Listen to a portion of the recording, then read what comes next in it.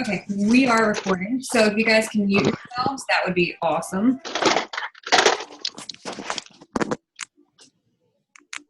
Slowly goes quiet.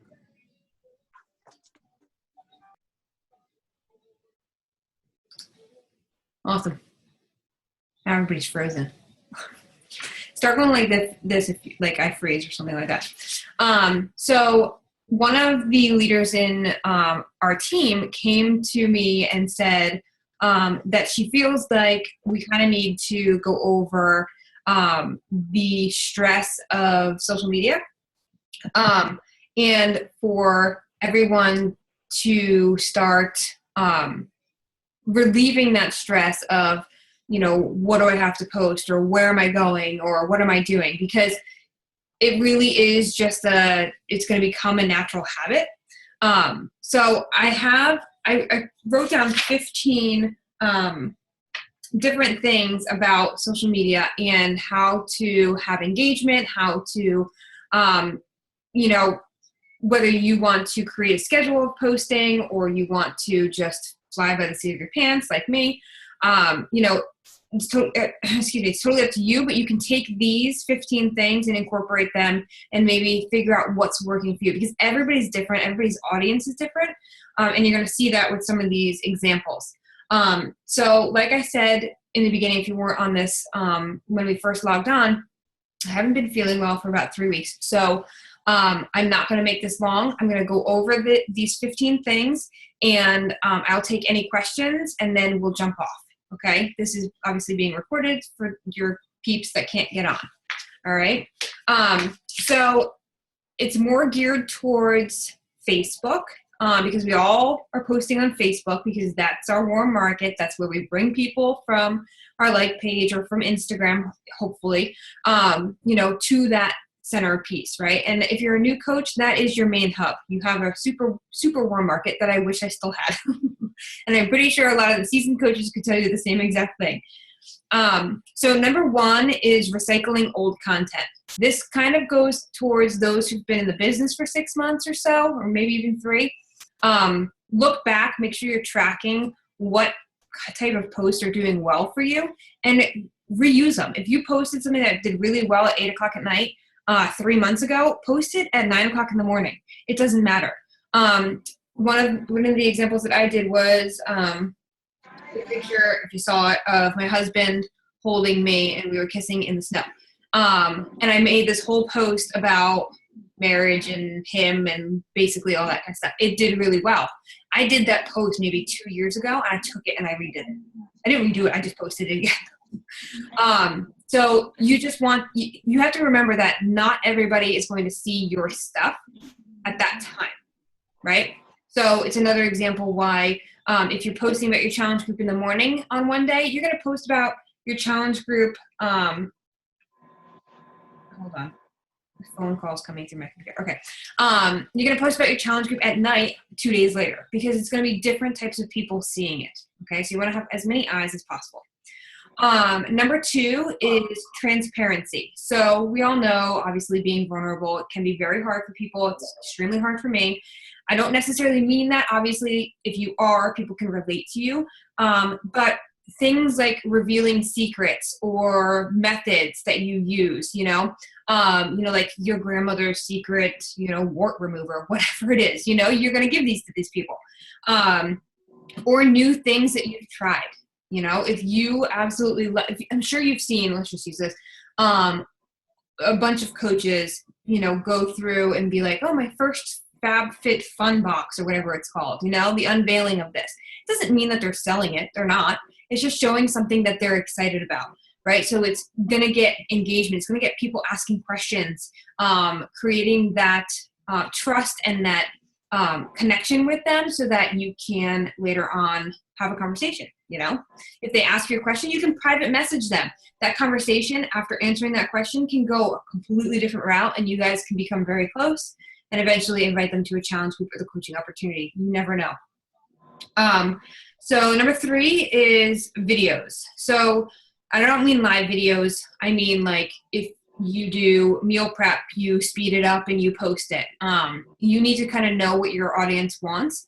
But another great idea is if you read an article that you love, do a video about it rather than posting it to your timeline. Many people don't want to read an article, right? They want something quick, easy, that they don't have to put too much effort into. So sum up this article that you thought was amazing in a video. You can put the link to the actual article in your comment section, but there you have content that they can come back to, because here's, you could do that once a week, whatever your schedule, want to be.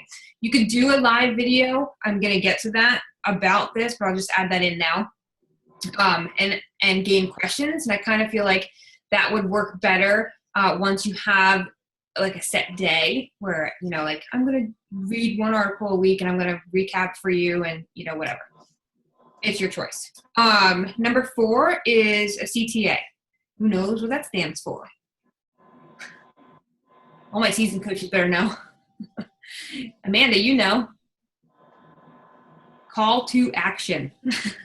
You want to constantly ask your viewers to do something. It doesn't always have to be about, about a challenge group or the coaching opportunity. It could literally be, Jamie Messina does a really good example of this. If you don't know who that is, she's a good friend of mine.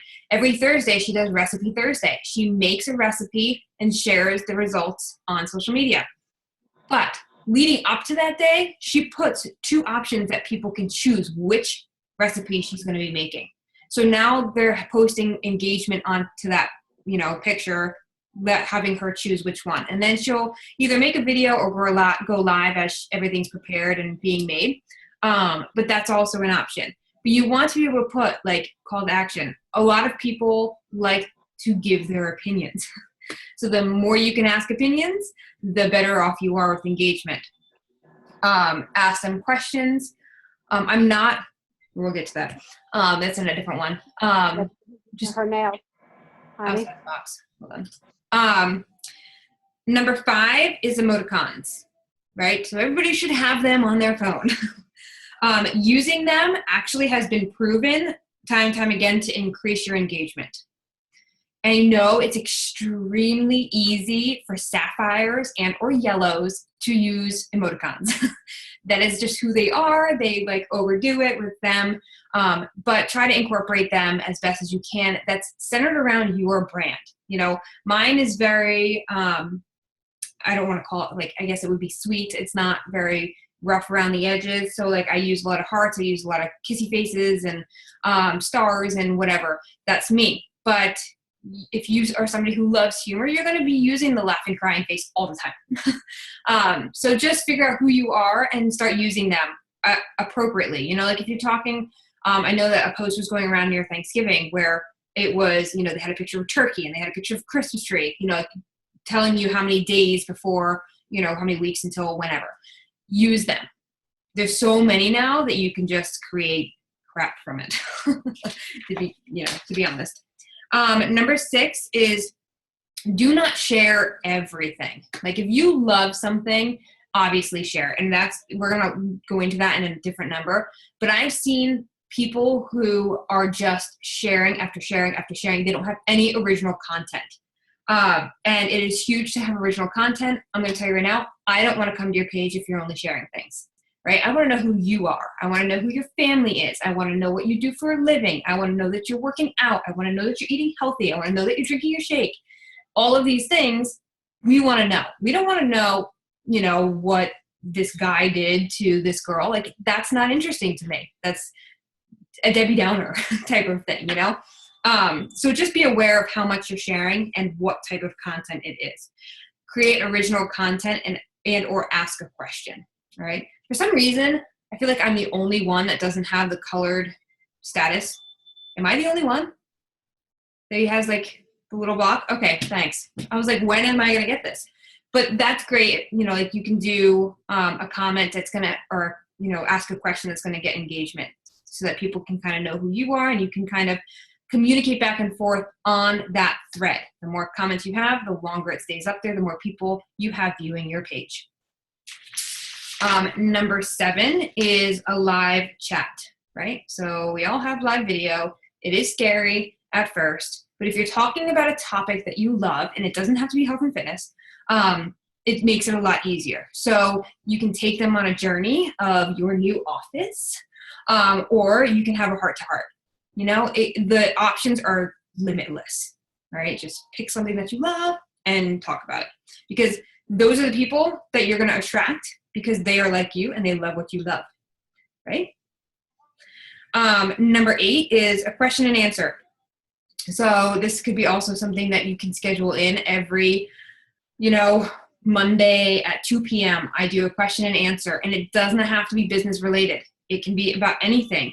You pick a date and you pick a time for people to attend it, right? So you can have your topics laid out the week before, so you can say, this Monday at 2 p.m. I will be live about this, question and answers. Come with your questions ready, blah, blah, blah. There's a great coach that does this. I don't remember her name, but she actually, it's funny. She goes live at 12-ish because life gets in the way. So she doesn't put like an exact time. She says noonish. And then her and her husband go live nighttime-ish. I think that's what they call it. So every day that's what they're doing about different things. That's what works for them. But I just thought that was a good example for you guys. Number 9 is photo albums versus single photos. Okay. You want to test it with your audience, but I've seen a lot of coaches going more towards photo albums, especially if they're doing a journey like the Ultimate Reset. So Amanda, you could go back through and put all of your pictures into a Ultimate Reset challenge, or album, and people can flip through that, right? So that'll also put that back up in the timeline, and your results obviously will be in there as well. So you guys can create different albums. If you're going to Punta Cana, you're going to have a Punta Cana album, summit album, leadership album, core de force album, what you're eating during that time, what your workouts look like, your pictures, whatever. But test it. And so I wrote down album documenting a journey or transformation, etc. Number 10 is optimize your cover image. Right? And this also goes with your profile picture. You want it clean and cut and a picture of your face that people know that it's you. Your cover photo is your first impression. So if you are bringing somebody in from a like page or Instagram, this is their first impression of you, or if you're just friending people. So you want to have it look professional. You want to have it, explain who you are and your mission. Mine doesn't say, I'm a mom, I'm a Christian, I'm, blah, blah, blah. It says my mission statement, which is to help curvy women, curvy girls, build their self-confidence and love and all that good stuff. But it does say on there that I did suffer with adrenal fatigue and hypoglycemia. People are going to connect with me on that. So, I've had numerous people message me like, I need some tips because I have hypoglycemia. How did you handle this? They know that because of my timeline photo. So try to get the best professional pictures that you can to put on there and kind of be as creative as you can. If you need help, let me know. Number 11, I'm not a huge fan of this, but if you're strapped on time and you can manage time on one day to get your posts, schedule posts for the weekend or on a day that you absolutely cannot post, right? You have to have content constantly going out. The number 3 to 5 is not just one that we made up. It is what's working and what people see and what's not overloading and overbearing. Obviously, if it's flash sale of this and 21 Day Fix this and Shakeology this, then yes, that's spammy and nobody's going to come. Number 12 is frequency. So are you posting too much or not enough? That is all going to determine who you're bringing in and why or why not they are coming to you for this or trusting you, right? If you're posting too much, like I just said, it's spammy, right? Even if it's, just pictures of you and your kids and whatever, they're not going to see everything that you're posting, right? They're just going to see like 15 posts and they're going to get sick of scrolling. If you're not posting enough, people can't trust you. They have no idea who you are. They have no idea that you're a coach. They have no idea that you're working out. They have no idea you run challenge groups, or that you eat healthy all the time, or who your kids are, you know? So just determine where you fall. And that number 3 to 5 is a good example of where you should be falling. And those 3 to 5 things should be you, not me, not Kristen, not Melanie Mitro. They should be who you are and who you want to attract. And if you don't know who that is, go to Google and search how to build an avatar. That will help you determine who you're speaking to. Number 13 is words versus photos. I don't know if you know this, but how many of you scroll Facebook? You know, nobody does, right? Scroll Facebook and bypass anybody who has words, just words, no picture. I do. Okay. The picture is what catches the eye. So it needs to be an engaging picture that will then have them read the content. If they see a picture, like the picture of my transformation, right? They would have never known about me, the messages I've been getting, if that transformation picture didn't catch their eye. They went back and read my huge paragraph, you know, or the picture of me and Noah this morning about how I wish that they had an emoji going like this, you know, like with the hair out. It was a funny picture. So you have to have these pictures to back up your words, because nobody's just going to read your words. They're going to bypass right by it. Social media has become a video and picture world, right? Look at Instagram. It's all pictures.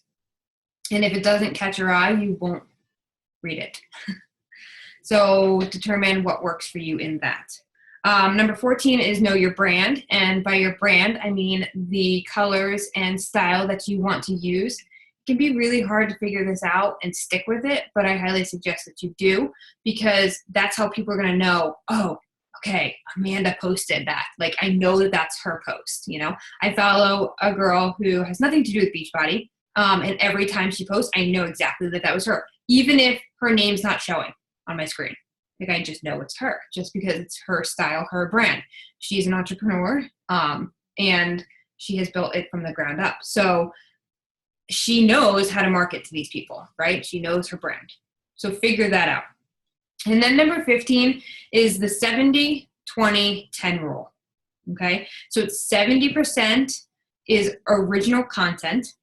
So this is your stuff, your food, your workouts, your kids, your husband, your job, whatever it is, you. 20% is shared or curated content. So whether it is an article that you read that you're going to do a live video about, because that's not your content, that's somebody else's, or you're actually going to share something like a tasty video or something. That's 20%. 10% is self-promotional content. So that would be my challenge group, or the coaching opportunity, or my free group, right? And if you have a posting schedule for that, you know, okay, so, you know, tomorrow is my challenge group. So Monday, Tuesday, Wednesday, I'm going to do jabs, you know, and I'm going to invite to my challenge group. You have these days and times that you do it. But it's only 10%. You don't want to bombard them. Please don't use graphics from Beachbody. Again, the self-promotional content is still your original content. It's still you. It's still your people that you want to inspire, that you're trying to reach. If it's just a picture of Jericho, that wouldn't attract somebody, right? They don't even know who she is. That's all I got for you. Do you guys have any questions?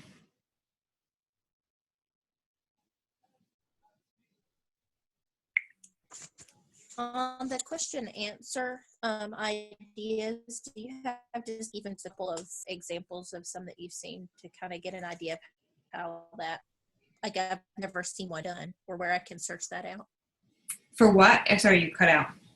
For number 8, the question answer. Oh, the question. So it would literally just be like, you know, I'll use a Beachbody or like a coaching one, you know, a question and answer about what a day in a life as a coach, you know, and the activities that you do as a coach. And people can come in and ask questions because they have them. Now, these types of things have to be you know, engagement wise. You have to have a good following, which means you have to have the content there that people want to follow before they're going to jump on a live video. So you can start off by doing things non-Beachbody related, things that you enjoy. You know, if you're good at knitting, like jump on here. That's me. Jump on my, you know, question and answer about the basics of knitting. You know, people can jump on if they want to know the basics of knitting. Does that help? Yeah, that was good. Thank you. Mm-hmm. Any other questions?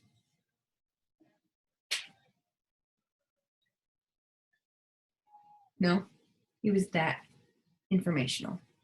I love it. So take it, utilize what works, try it. Come back and let us know what's working for you. Give us examples of certain things so that other people can figure it out. My one tip to you, well, I just want to end with this. March 10th was my 4-year anniversary with Beachbody, and I totally forgot it. But back when I first started, my content was nothing like it is now. So if you're a new coach and you're watching me or Kristen or Jen, you know, or Jenna or Amanda, like these are seasoned coaches who have learned what to do and what not to do. Like sometimes my posts come up in my time hop and I just laugh. But I do know that there were other things that I did a lot that I stopped doing that I have to start doing again. And this is one of the reasons why time hop is good. You know, like I used to do videos all the time of me working out with my kids crawling underneath me. That spoke to people.